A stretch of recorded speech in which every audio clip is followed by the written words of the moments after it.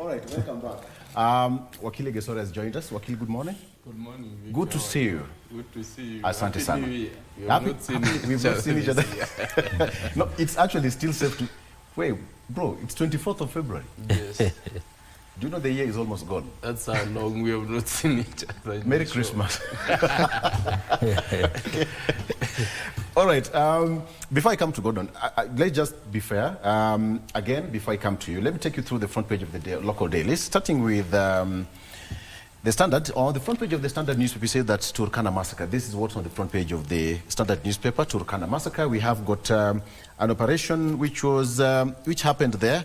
A violent militia attack at Tudonyang, Lake Turkana, has claimed at least 20 lives and has left many injured. The assailants ambushed fishermen, sparking fears of escalating violence. And he continues that with casualties still unaccounted for, security forces are now scrambling to contain tension along the volatile Kenya-Ethiopia border region. That is on the front page of the Standard newspaper. Very quickly on the Star, how Mitumba has stifled Kenya's cloth production. Hey, sisi watu wa Mitumba, sasa hii ndio gani? Who has never gone to Gikomba? Crispus, have you ever been to Gikomba? Very good. Omar? Yeah. Very good. I met Crispus sometimes back in Gikomba, so that's what All right. So how Mitumba has stifled Kenya's cloth production. That is on the front page. Again, more tourists to visit Kenya, according to President William Ruto.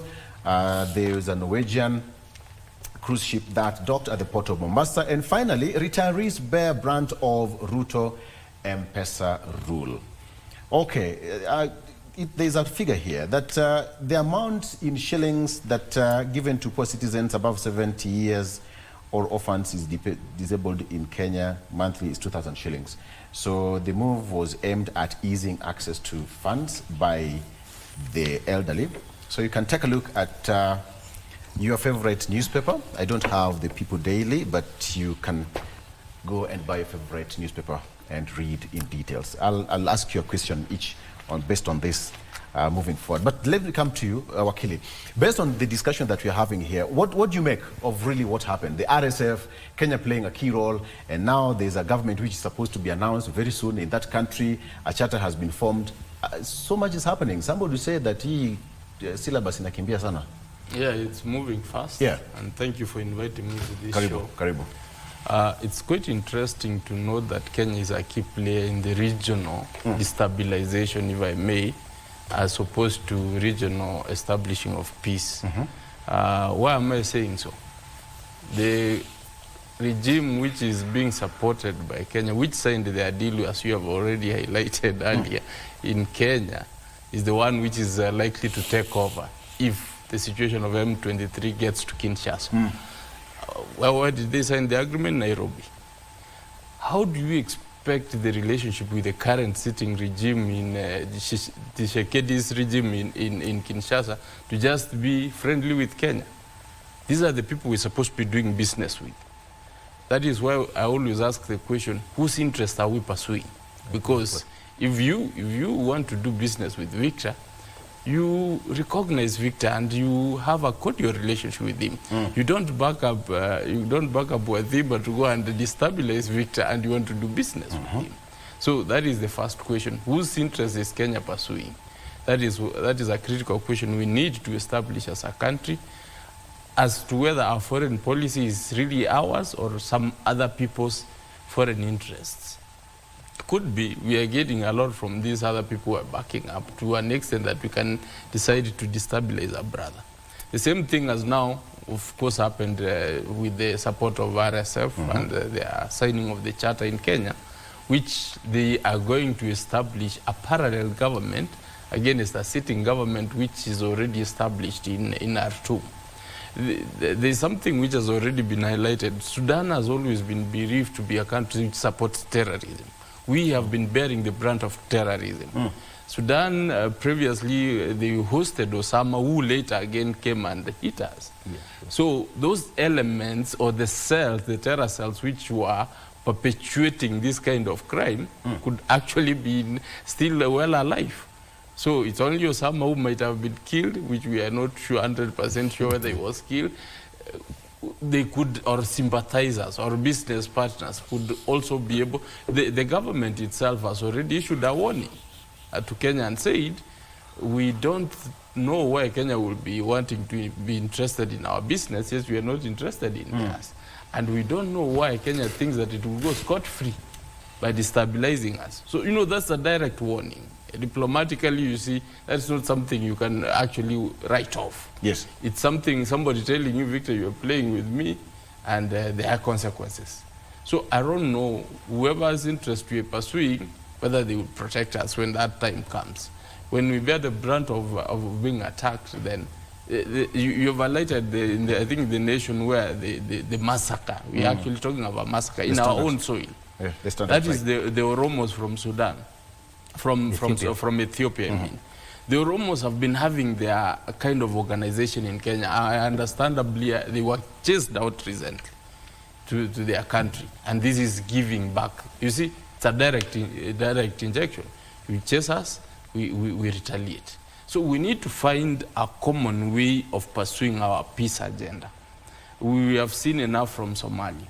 But Somalia, we do understand that they are our neighbors and they are active terror cells, which we need to combat. But now we have Somalia, which is an active battle.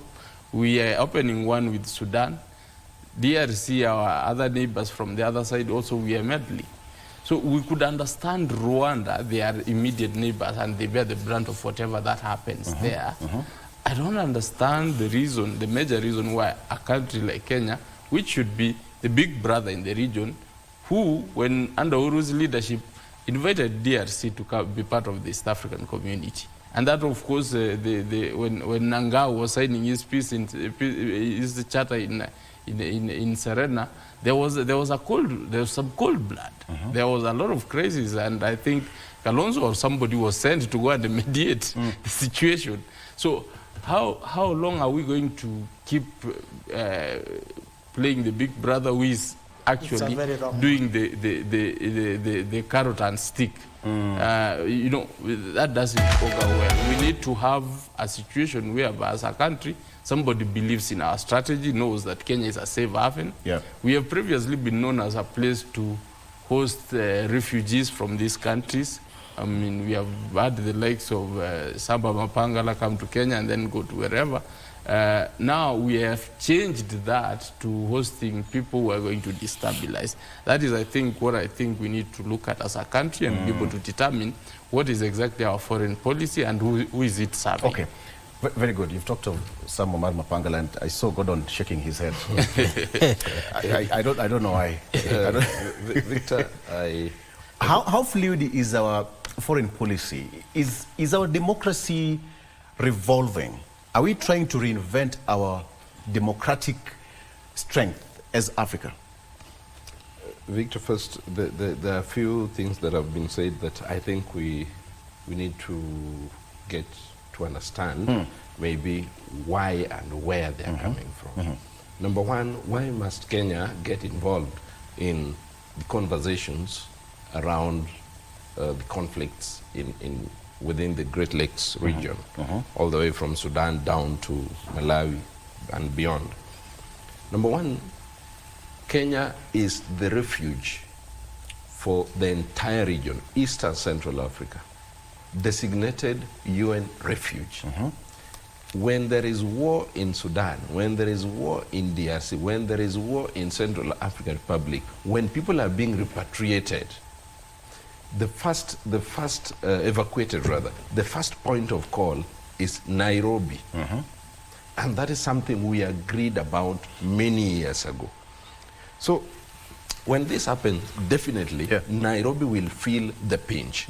So why must Nairobi keep intervening in every situation around? To ensure that they are not overburdened by conflict that happens around.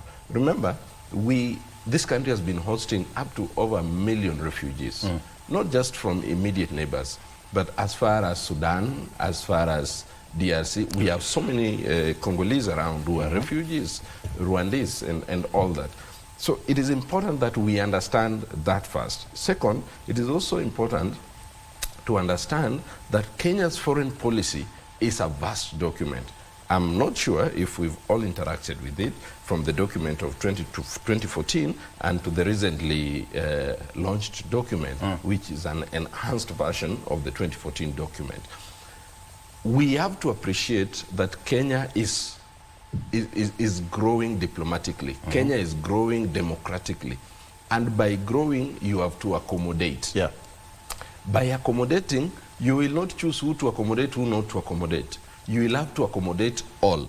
And at a point, you now have to discern how to go about the people you've accommodated. The issue of RSF, Kenya is not taking side at all. If you look at the statement by the CS, Foreign Affairs, and you also read the document, the Kenyan foreign policy document, it clearly tells you why Kenya is an interested party in Sudan. America, by August last year, America tried to bring the two warring parties on a table in Geneva. It did not happen. UAE tried to bring the two warring parties back in UAE last year. It did not happen. The war began when? 2023, April 15. Yeah. Today the war is raging. Now, already we have, Kenya has RFS at their wings. Now they have the power to tell RSF that you must stop war immediately. So by them telling RSF you must stop war, there will be cessation of hostilities. Once you have cessation of hostilities, at least people will begin to resettle where they ran away from. And by that alone, you are now having an opportunity to engage the other side. Remember, in any negotiation, you must first get access to a party. What does this really portend, Crispus? Because when you look at part of the, again, gentlemen, you also respond to all this one. According to the text of the charter, the signatories, I get it right, agreed that Sudan should be, quote unquote, a secular, democratic, non-centralized state with a single national army, though it preserved the right of armed groups to continue to exist. That is controversial. You get what I'm saying? So Kenya is neutral, yes, but with all this part of the charter being signed, of course it's going to be different. Crispus, do you really think then that the splinter group, RSF, and the current government, they are going to have trouble? What role do you think Kenya is going to play? I think what we need to ask ourselves Yes. is, first, does Kenya have the experience and the expertise to handle the kind of conflict we have in Sudan? And a good example of what is happening in Sudan. Kenya knows Sudan pretty fine. And whatever is happening in Sudan is a reflection of what happened in Libya, where we had factions of, I am this government, you are this government. Then there was a foreign interference where the French had an opinion, the Italians had their take, the Americans had their position. In the Sudan case right now, the UAE is a very big player because they are the ones who have been supporting RSF. The other factor that is in place is the resources RSF has full control of. This is the minerals in Darfur region. You've heard about gold, cobalt, and beef, which are things the UAE really has a lot of interest in. Now, if you look at the kind of things that are being played there, do we have the men and women in the diplomatic circles to be able to navigate all this and leave Kenya clean at the end of the game? That is a question we need to ask ourselves. Who do we have within the diplomatic circle that can be able to play the balancing act between RSF, the junta, the military junta there, and also the foreign interests that are at play in this country? And the possibility that out of all this, if we don't succeed, those so-called militias might become terrorist organizations that one day might also have refuge in Nairobi if you don't take good care of ourselves. Because if you are handling militias and allowing them to exist in your country in the form of forming of government, if they at one point feel that you're not playing by their side, yes, and they leave elements within your boundaries to form a militia of sorts to destabilize even your own government, just like we have seen now, Oroma Liberation Army had been existing in some part of Kenya. We have now the Turkana massacre. We have our porous borders in Somalia. How safe are we? First, in terms of the diplomatic level skills and expertise, and number two, ability to defend ourselves militarily and also with the national police. So those are important questions we need to ask us. In my opinion, from the debacle of the AUC, I don't think we have the diplomatic capacity or even the ability to gather intelligence to tell us what is happening out there. Victor, if you allow me to interject very diplomatically, are we doubting Kenya's diplomatic acumen when it comes to conflict resolutions? Since 1963, when Angola was in tatters, it's Kenya that stepped in and managed the whole situation. When Libya, not Libya, but when Liberia and Sierra Leone were ungovernable, a Kenyan Lieutenant General Opande led the entire mission there, and it was successful. Namibia, name it.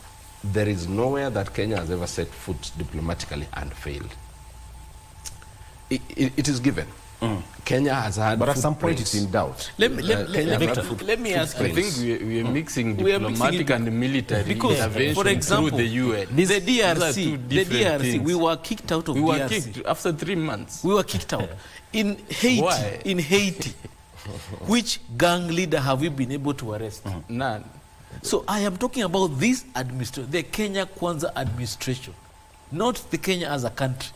This does it have the ability to deal with the current emerging diplomatic issues in the world? That's the question we need to ask ourselves. Yes, Thomas. Victor, I like to buttress and also footnote what my brother Wadhimba has said, and I like to support his point of view.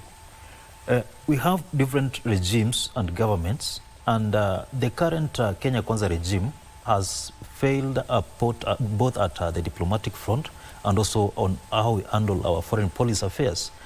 Like, for example, during the regime of President Uhuru Kenyatta, we realized that it was during that particular period whereby the Democratic Republic of the Congo was brought to be part and parcel of EAC. As we are currently speaking, we have 2 countries whose membership to the EAC are pending. That is Djibouti and also Sudan. So different governments and also different administrations come along with their foreign policy approaches. And I want to say that under this regime, we have a very weak diplomacy and also a very weak foreign policy approach to international relations. This is why I had indicated that we really need to be very, very much careful in how we are dealing with this situation in Sudan. Because at the long run, it's the Kenyan people who will bear this brunt. And if we are not keen enough, Kenya might be a target to terrorist groups. And this is something that we really need to be very, very much careful about. Failure to which we'll see serious repercussions in this country. Okay. Victor, okay. You see, this is a scenario where you find yourself that you are leaving your house to burn so that you go save your neighbor's house. Exactly. You know, that situation does not work well with me, because as it stands, Kenya, we have enough internal turmoil. We have a lot of crises happening, which we have not fully contained. Now, we also have other emerging things or underlying things like the situation in Somalia, which we are also not fully in control of. When we have our neighbors, Ethiopia, also having a crisis which they have not fully solved, and then we are having our own situation with the cross-border Oromo people who can come at will and deal with us. You see, some sorts. How will we be competent enough to sort a situation in northern Sudan? which crisis is far off as it stands. My brother Gordon has been able to highlight that we should not doubt our diplomatic capability. We do not doubt it. But then we should not be able to mix the situations which he has raised are fully organized UN missions where Kenya has been invited to come and support. So that's a structured process. But this one is direct interference, or we are dealing with these people directly, and we are actually dealing with people whose fame is also in question. For example, the RSF and the dealing of the Janjaweed across in the Darfur. My brother Watimba has been able to highlight the underlying situation. People are supporting for resources. The Americans have been supporting the RSF for resources. The UAE is also a major beneficiary of the resources. What is the Kenyan interest in that crisis? For the sake of the viewers out there. What is Kenya's gold? Gold. There's a lot of gold. Yes. Yes, that's what has sustained that war in Darfur. Till I think when the Southern Sudan broke off and then situation went down a little bit. But then you see, like the situation in Sudan, in Southern Sudan, we were able to mediate it well. You know, that is a proper way of diplomatic engagement. Bringing all sides on the table, having the Naivasha talks, and then forming a government. That's very structured. Not like this one. This one, we are forming a rebel group from here to go and take over there. You see, as opposed to having all parties on the table, as what my brother Gordon was suggesting, that actually the Americans have tried to have the members of these two sides in Geneva, but they did not come. How about Kenya? We try that. We invite both parties to Nairobi, tell them, look here, guys, you don't need to fight. We need peace in this region. And Kenya tried earlier. When President Ruto became the president, he tried to negotiate, and even there was a lot of diplomatic tiff because he wanted to give his statement as the elder brother. And those people warned him and told him, we cannot have Kenya as the person who is mediating this crisis. Now, fast forward 2 years, we are now imposing ourselves on one side and trying to take over from. You see, that is quite confrontational. Already they said they do not want us. Yeah. So they said that they wanted the Egyptians. Is it the Egyptians? I think they advocated to go and mediate.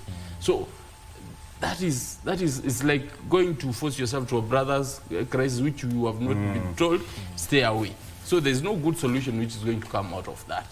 The only other thing is to have our own country being in a mess, which we cannot be able to handle. So Gordon, remember earlier, sometimes earlier this year, they said RSF was sanctioned by the US because of widespread abuse and other atrocities, genocide, and et cetera, et cetera. And here Kenya is hosting the same group which was sanctioned by the US to sign a charter and whatever happened. So where are we? Remember, Kenya is also a friend to the US. Peter Pham, who was then in the Trump 1.0, was Trump's special envoy to Great Lakes region, currently the undersecretary in the State Department, alluded to the fact that America is highly likely to lift the sanctions that were placed there by the Biden administration through Blinken. Okay. That is before he was the undersecretary, appointed the undersecretary. Now he's the undersecretary. We've not had. So the big boy is aware of the meeting in Nairobi? Definitely. You wouldn't have a meeting in Nairobi if Uncle Sam isn't aware, my brother. Diplomatically, that is not our interest. Uncle Sam is very much aware. It would not happen, right. Diplomatically speaking. Kenya plays the big boy around, so it has. You know, the other day, even the president had a phone call with Secretary Rubio. What are we talking about here? We have Sudan not experiencing this for the first time. This is the second time Sudan is experiencing a possible fallout from within. The first was with the Southerners. Yeah. Was well managed here. You remember when Ambassador Daniel Rachonyomboya led the talks from almost 1970s through to early 2000 when he left it to General Sumbeu, and General Sumbeu walked it through to Nyayo when we saw the charter being launched. Imagine all this time, Kenya had a negotiation with the Southerners. Why sometimes we need to get our history correct? throughout the Sudan conflict that led to the independence of the South, Kenya hosted the Southerners here in Nairobi. Throughout, had an array of negotiations. Northerners did not appear. But when the D-Day came, Omar el-Bashir came at Nyayo, and he endorsed what Kenya had always negotiated. That's notwithstanding. It is important also to note that in any form of conflict, there has to be someone who has to take the flak for it. And I think Kenya is ready to take flak for this and see it to fruition. Because if we don't, then Kenya will directly suffer the consequences that is in Darfur.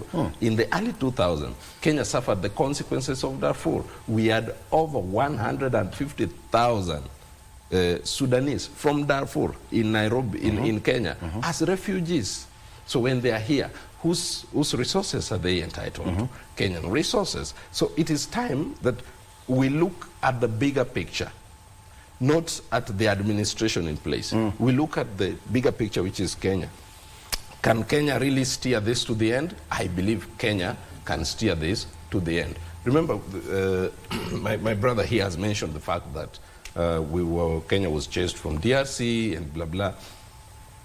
Kenya being asked to leave DRC was out of Kenya's position that it held. Remember when Kenya went to DRC, number one thing was to create a buffer zone between the M23 and the government so that M23 doesn't advance. But when Kenya was there, what did the Tshisekedi government ask them? Please, you have the capability, fire back at the M23. They said, we are not firing back. We did not come to fight. So Tshisekedi told them, if you are not ready to fire, please leave. He brought in the South African forces. What happened when the South African forces tried to fire? They were killed. Talk of DRC and talk of Tshisekedi. He's planning to form a government of national unity in response to the Eastern crisis. Let's take a look at that when you come back. Go on, take us on a break. Camera 4. Let's take that break. We come back with the DRC on the case. All right. You're not taking my job, I promise. Welcome back. Africa's democracy test. That is what we're talking about here today. We've decided to drop current affairs in Kenya. We'll come back to that later on. It's always good to understand what is really happening across in our neighbor's house, so that you just don't go to bed while your neighbor's house is on fire. It might just extend to your house. So we have to extinguish it. Gentlemen, let's cross over and talk about what's happening in Congo. The Congo president, that is Tshisekedi, is now planning to have a unity government in response to Eastern crisis. That is as at yesterday. And he's ready to launch the government, according to the spokesperson. The M23's capture of the other side of the Eastern Congo and the valuable mineral deposits has actually fanned fears of a wider war and provoked some members of the fractious opposition to openly predict his presidency will not last. Crispus, this is heavy, that his presidency openly predicted. What is happening? Well, if you look at the history of the DRC, yes, and go back to when Kabila came to power, there was an arrangement between Uganda, Rwanda, that once they assist Kabila to remove the then President Mobutu, they will be given a share of the resources around the eastern part of Congo. And when Kabila took power, he renegated on that arrangement. Then he was assassinated by his bodyguard, and his son was put in place. And the young Kabila was able to navigate this murky arrangement quite well, with very few casualties as compared to Tshisekedi we have seen for the last maybe 25 years or 26 thereof. And now when Tshisekedi came in, for him, he wants to really affirm the position of Congo as a sovereign nation without any foreign interference. And that is something which is not in tandem with the long-term agenda of Rwanda and Uganda. And as of today, the parts of southern Kivu and northern Kivu are controlled by M23, which in many diplomatic circles, many believe is supported by Rwandan government. And as of late last week, Bunia is now under the control of the Ugandan forces. So the whole agenda is coming to play, where the greater part of Eastern Congo is being controlled by its neighbors. And the only thing that those countries are looking for there is obviously the resources which are there. The Eastern Congo is very rich, both in terms of agriculture or even in terms of what is down there in terms of the mineral resources. But the challenge we have is that there are also human lives in that area who are the biggest collateral damage in this pursuit of foreign interests. Yes. In Kenya, over the last couple of years, we have also got into Congo. And for us, we have gone what we call using the economic machinery with our big bank, Equity Bank, which has been able to penetrate the economy of Congo, not just in the east, but also in the very extent of Kinshasa, where Equity was able to buy a local bank, and therefore, in the larger economy of Congo, Kenya is a big player. We have seen in the last administration, there were many economic missions that were made between the Ministry of Trade and Industry and the Equity Bank to take Kenyan entrepreneurs into Congo, to open opportunities. Even the bank itself had a bank credit facility of $5 billion accessible to Kenyan businesses as long as they're doing business in Congo. So the ball game has changed, where Kenya has a serious economic interest in Congo, but also the neighbors, the immediate neighbors of Congo, Eastern Congo, have a historical interest that they have to pursue. But the war in Congo has been there for years, close to 30 years. The question, the issue of the Banyamulenge and the so-called Rwandese who are in Congo is just a pretext of the whole agenda. The main issue is interest. The Luos in Uganda and the Luos in Kenya, you cannot start telling the Luos in Uganda, come back to Kenya, because that's where you belong to. As long as the borders were made, where the border found is your home country. You cannot start telling me to leave. So the so-called Banyamulenges, they speak the same language as the people in Rwanda. Congolese is just a pretext to stabilize people. But in that destabilization, there is an economic interest that is being pursued. Yes, Thomas, again, the question is, it's been here for close to 3 decades. When Kenya sent the troops in that country, people thought that it was going to be a walk in the park. But as it's turning out, Tshisekedi is now, somebody would say that it's being pushed to the wall. Victor, we used to have a professor here in Kenya, and may his soul continue rest in peace. And that was, and he spoke this, that the Democratic Republic of Congo. Which professor?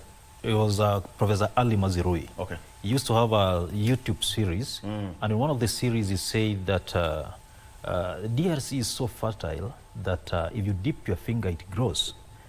What was he trying to say? That country has been endowed with numerous resources, so fertile. And that's why you see countries like Rwanda, the immediate neighbors, Rwanda, Uganda, are seriously interested.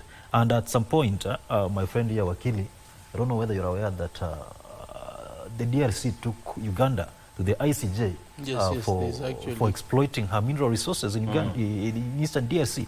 So the crisis in Congo, especially the eastern part, oscillates around the mineral resources that that country has. And you find out, you realize that that country has a very weak military. Militarily, it's so weak. And that's why very small countries like Rwanda are making serious advancements into that region. From my seat, I think that a military solution cannot just work, cannot bring fruits. Those people need to come together. Rwanda needs to come together, the same to the DRC, so that they sit down and iron those problems amicably. Because there's no way you can say that the Wanyamulenge, as my brother said, can be told to go back to Rwanda. Yet during the Berlin conference, when there were border demarcations, they just found themselves at the other side of DRC. Yes.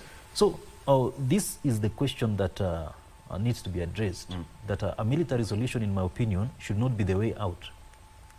That is, of course, what the president said the other day. Yeah, yeah. It's dialogue. Yeah, dialogue. Yeah, because when you have a look at that terrain, the M23 are well versed with that particular terrain. And it will be a lot of injustice if you bring foreign troops, like what happened to South Africa. Those fellows were butchered in that region because, number one, they were not versed with that terrain. Number two, the weapons that the M23 had, they had very strong weapons that could not match the ones from those South African soldiers. And that's why if you had seen some clips going around social media platforms, even we had the mercenaries from Romania, they were apprehended and defeated by the M23. So I really think that the dialogue and the government of national unity should be the way forward to bring about an everlasting peace in that region. And, you know, Wakili, the M23, they are advancing, and soon they'll be in Kinshasa. Yes, I think, Victor, the situation as it is not a new situation. My brother Wadhimba has already highlighted that Uganda and Rwanda joined forces to install Desire Kabila in Kinshasa. The same way the M23 is trying to make a move is the same way Kabila benefited from the effort of the Uganda Defense Forces and the Rwandese Defense Forces, whose remnants are now the M23. Yeah. And of course, later, as my brothers highlighted, Uganda was actually taken to the ICJ, and they were fined for territorial aggression. And I don't know, they are still paying that fine because it was a huge fine. So for the Rwandese, I don't know why they were never taken to court, and M23 has been left to their devices, largely because of the border issue, because they are actually considered, they are Congolese. The Rwandese will always say it's not us, it's those ones who are on the other side. It's a safe argument, but which is very far from the truth. So what we are seeing is if they move to Bukavu, they take over Bukavu, the next frontier is Kisangani. After Kisangani, they will be in Kinshasa. And that is the same route they used to install Kabila. When they chased away Mobutu had to run. So I think Tshisekedi is feeling the cold, that now things are changing. That is why he's looking for a safe route, which has been highlighted that he was actually advised earlier that he can be able to negotiate with these people while it's early. But for him, he thought he is the president and he should be able to control the sovereignty and the territorial integrity of his country. But now, the situation is not the same. There is a likelihood that Nanga is going to take over from him if he sits pretty. So he has to negotiate a deal so that he can be able to safeguard his leadership and at least be able to have a unity government, which I highly advise that it's going to help sort the situation, because much as you're fighting over power, there are people who are dying. Where Kabila was installed, it's rumored that there was a massacre which happened around the Bukavu area, between Bukavu and Kisangani, where quite a number of people were killed. Even the UN went and did a report, but it has never been released. Or if it were released, it has not been made public to everybody to actually follow through how many people died, who was responsible. That crisis has been swept under the rugs. That also raises wounds which are now going to be active. So the only thing is to have a peace negotiation which is going to help avert any other crisis which we don't want to have in this era. So I think it's a positive move if Tshisekedi has realized that he can be able to negotiate with these people, because it has proven they have taken over Goma. Goma is the largest city in the eastern side.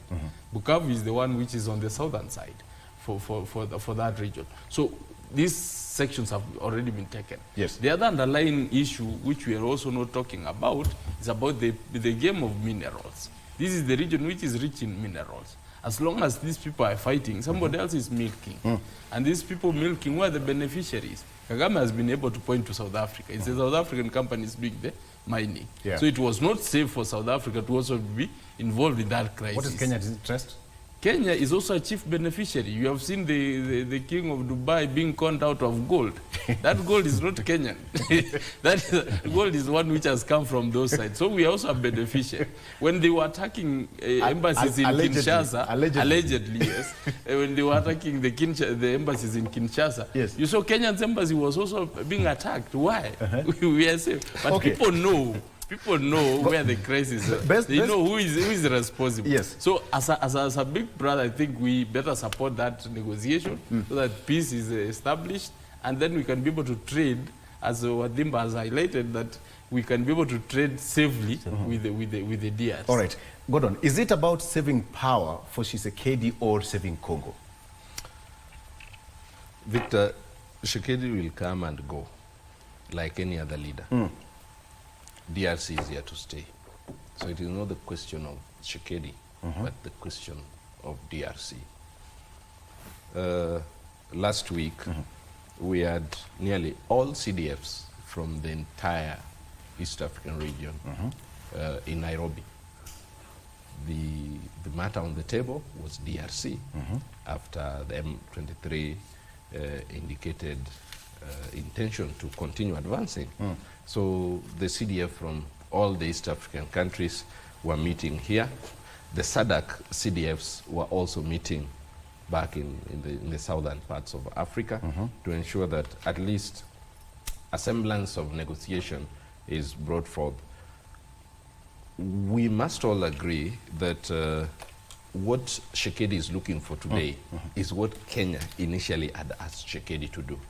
That please don't be too rigid, soften the ground, let's negotiate. Negotiate with these guys. He did not. So it has come to his realization, well, this is what Kenya had asked me to do, this is what I'm asked to do. We must appreciate as Kenyans that it is time and point in life where maybe Ministry of Foreign Affairs must do a rigorous civic education about what our foreign policy is, so that in many fronts when we engage, we at least understand from what point of our foreign policy are we engaging. It will be very important. Maybe some of us are lucky to have a training in that particular line. So by training, you get to interact with all these documents. Notwithstanding, it is proper now that the entire East Africa region and SADC collaborate effectively to ensure that we stop any other advancement by M23, because when that happens, it could easily give rise to any other small groupings in the region that it is possible to take over. A quick question. What is the solution? Solution lies, any political solution, any political problem cannot be solved by military hardware. Yes. It is, we must look for a political solution to the political situation in DRC, not military solution. Christmas. My solution, Rwanda and Uganda, they need to stop interfering in the affairs of DRC Congo. DRC on itself must work on strengthening its institutions, whether it's the military, whether it's the economy, whether it's other organs of government that requires to show that this is a real sovereign nation. Because as far as we are concerned right now, as far as we can see right now, the DRC is a country which is easily exposed to any foreign changes. Trump, the swearing in of Trump triggered so many things across the world, including whatever is happening in DRC Congo. Because Joe Biden administration had a very keen interest on whatever is happening across the whole world, including DRC. But when Trump came in, he was very clear. I have no business on matter concerning the putting American money in foreign nations. So he pulled out. And Rwanda saw an opportunity. After all, if we support M23, there is no way America will come and tell us what to do. So they took advantage and ran for it. But they found a weak Congolese army, which is not able to defend itself. As of yesterday, 124 military forces from the DRC government joined the M23 in Bukavu. 1,800. Yes. Yes. So you can imagine how weak that forces are. That the moment they see M23, they have no other option but to surrender and join the militias. So at the end of probably this year, you will end up seeing the whole of Eastern Congo being run by M23, Uganda, and probably Rwanda will come out clear and say, we are here to stay. So those are the challenges this administration needs to deal with, or this region needs to address with, so that we can find this. But as long as we don't have those issues addressed very well, we will still continue having the challenges of DRC. Okay. The so-called Interahamwe who went there in 1994, and we believe they have grown in population, they still feel they must come back to Rwanda. So also Rwanda needs to address the issue of its own refugees. There are many Rwandese who are scattered all over the world, not able to go back to their country, and they are being forced not to go back to their country. All right. As long as they are being pushed out there, they will still galvanize themselves with an agenda to go back home. Very good. And do with it. Gentlemen, I want us to come back home briefly, and thank you for that, because I really want us to take a look at what's happening across our borders. As I had said earlier, is that you cannot go to bed while your neighbor's house is on fire. Kenya is a big brother in Africa, so to speak. Talk of Kenya. So, Honorable Kalonzo Musyoka is to meet Raila Odinga today to have a future on what to happen in opposition. And according to the story is that Kalonzo insists that Raila Odinga alliance with President Ruto has tainted his legacy and only a political U-turn can restore it. And he's also said that he urges that if opposition unites, they can form a coalition reminiscent of the 2002 unity that ended KANU dominance. So, according to Kalonzo Musyoka, the decision by Kalonzo was reached after he met other opposition leaders as well as former Deputy President Rigathi Gachagua and DAP-K leader Eugene Wamalwa. So Honorable Eugene Kalonzo Musyoka is meeting Raila Odinga to convince him to come back to the opposition. Okay, what's happening? An interesting day. A sign of weakness. So what I can say, Victor, is that the opposition political figureheads in the country are trying to come together. Yes. And this is what I like to say.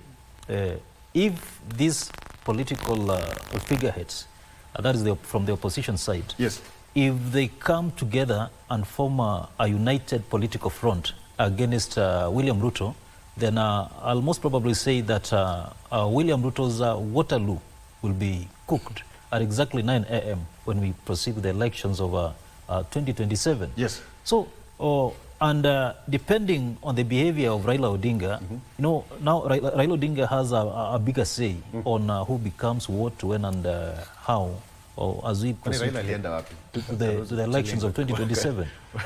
So, that is why the president is trying to pull him back to his side. And at the same time, the opposition figureheads are also trying to bring back Raila Odinga to their side. So if we have a united front against the Kenya Kwanza regime, then most probably we're likely to have a 2002 moment. Because if we remember, in the elections of 2002, we used to have those who had vied in the election of 1997. There were 3 candidates actually. We had Mwai Kibaki, we had Kijana Wamalwa. They came together and they formed a serious force to reckon with that sent the government candidate home.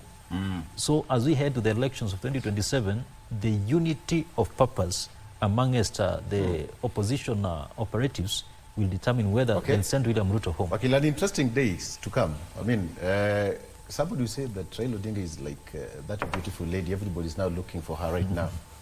Yes, of that course. Has drawn. Yes, that having been said, we cannot gainsay the efforts, or Raila has been able to endear himself to the Kenyan population. Everybody knows him. He's been able to endear himself to the bloodstream of the Kenyan politics. That you cannot talk about politics without mentioning him. Sure. But that, of course, clearly, I think a few days ago, we realized it's not the same for Africa, given by what transpired. So the only other way is for Raila to come back home. And that's what Kenya actually, most of the Kenyans, or a section of Kenyans were actually yearning for, that he should be able to come back home and then fight the ills, political ills that are happening. And it will be very interesting to see how he navigates the situation which exists now, given that Kalonzo also wants to meet him because he realized he cannot be able to make much of a political move or be a political force in the current situation without Raila. That is why he has actually to meet him. Are we seeing a situation where Honorable Raila Odinga will work with Honorable Rigathi Gachagua? This is a question to all of you. Rigathi himself has been open. When he was congratulating him, he said, go well, my brother, but if things don't work, come back, we work. That's a gentleman's approach. Yes, come back, we work. So even Rigathi himself is open to the possibility that they can join forces with Raila, because Raila is a major cog in the Kenyan politics. Sure. You have to have him in your quarter for you to be sure that you are having a serious political bid. Beautiful days ahead. Interesting. I don't know how you see it. Who is supposed to convince who in that meeting? Okay. Kalonzo is going to talk to Raila Odinga to come back to the opposition and build. At the end of the meeting, who shall have convinced who? Those are the questions we need to ask ourselves. At the end of the meeting, you can come to me, you want to convince me. But at the end of the meeting, shall have you convinced me or I shall have convinced According you? to the standard, Kalonzo is going to convince Raila to come back. Okay, let's wait and see. Where did he go to? Christmas, where did he go to? Let's see who shall have convinced you at the end of the meeting anyway. Where did he go to? Kenya is an interesting country. We need to reflect on the KANU NDP alliance, where Raila was able to join the Kenyatta Moi government. And when they were just preparing for the next general election, he exited. And he exited and left a shell of the KANU government. So I think it's too early to start telling Raila to leave Ruto's administration. They've just come in. Mbadi is a treasury boss. He's yet to unveil his budget of 2025-2026, which will definitely demonstrate the value the ODM luminaries brought to the Kenya Kwanza administration. Yes. They have not yet even cashed in terms of the cost they incurred or the price they paid to join government. So it's too early to start telling Raila to leave or his people to leave government. Let them stay there. What I challenge the opposition is to take advantage of the next 2 years or 1.5 years to build themselves as an opposition without Raila. Because there will be a point where Raila will not be there at all. Sure. And we cannot always be calling for Raila, even when he's not with us.